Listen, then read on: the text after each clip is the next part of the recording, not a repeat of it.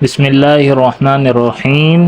آج کی تاریخ 12 محرم الحرام۔ نمبر 1، اسلامی تاریخ۔ حضرت نوح علیہ السلام کی دعوت۔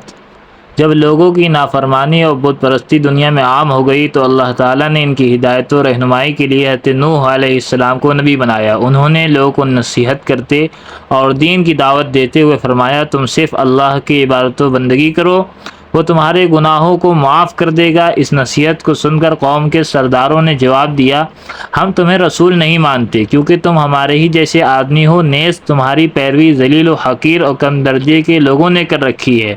حضرت نوح علیہ السلام نے فرمایا، اللہ تعالیٰ کے یہاں سعادت و نیک بختی کا دار و مدار دولت پر نہیں بلکہ اللہ کی رضامندی اور اخلاص نیت پر ہے۔ میں تمہیں یہ دعوت مال و دولت کی امید پر نہیں بلکہ اللہ کے حکم اور اس کی رضا کے لیے دے رہا ہوں، وہی میری محنت کا اجر و ثواب عطا فرمائے گا۔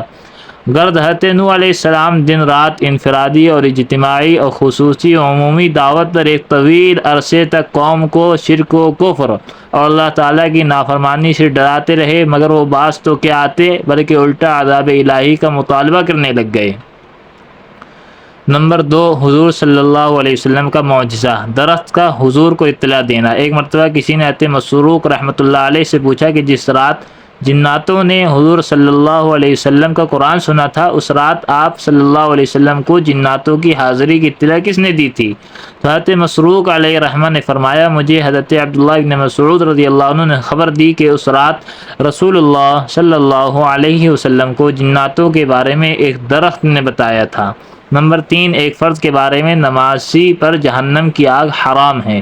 رسول کریم صلی اللہ علیہ وسلم نے فرمایا، جو شخص 5 نمازوں کی اس طرح پابندی کرے کہ وضو اور اوقات کا اہتمام کرے، رکوع اور سجدے اچھی طرح کرے اور اس طرح نماز پڑھنے کو اپنے ذمے اللہ تعالیٰ کا حق سمجھے تو اس آدمی کو جہنم کی آگ پر حرام کر دیا جائے گا۔ نمبر 4، ایک سنت کے بارے میں جہالت سے پناہ مانگنے کی دعا۔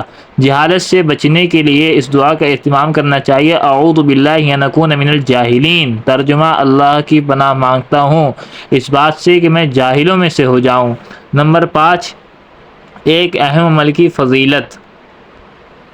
نعمت کے بدلنے پر الحمدللہ کہنا۔ نعمت کے ملنے پر رسول اللہ صلی اللہ علیہ وسلم نے فرمایا، جب اللہ تعالیٰ کسی بندے کو کسی نعمت سے سرفراز فرمائے اور وہ اس پر الحمدللہ کہے تو جو اس نے حاصل کیا ہے اس سے بھی بہتر دیا جائے گا۔ نمبر 6، ایک گناہ کے بارے میں اللہ کے ساتھ شریک کرنا۔ قرآن مجید میں اللہ تعالیٰ فرماتا ہے، جو شخص اللہ تعالیٰ کے ساتھ کسی کو شریک کرے گا تو اللہ تعالیٰ اس پر جنت حرام کر دے گا اور اس کا ٹھکانہ جہنم ہے اور ایسے ظالموں کا کوئی مددگار نہیں ہوگا۔ نمبر 7، دنیا کے بارے میں دنیا چاہنے والوں کا انجام۔ قرآن کریم میں اللہ تعالیٰ فرماتا ہے، جو کوئی صرف دنیا ہی چاہتا ہے تو ہم اس کو دنیا میں جتنا چاہتے ہیں جلد دے دیتے ہیں، پھر ہم اس کے لیے دوزخ مقرر کر دیتے ہیں جس میں ذلت و رسوائی کے ساتھ ڈھکیل دیے جائیں گے۔ نمبر 8، آخرت کے بارے میں جنتیوں کا حال۔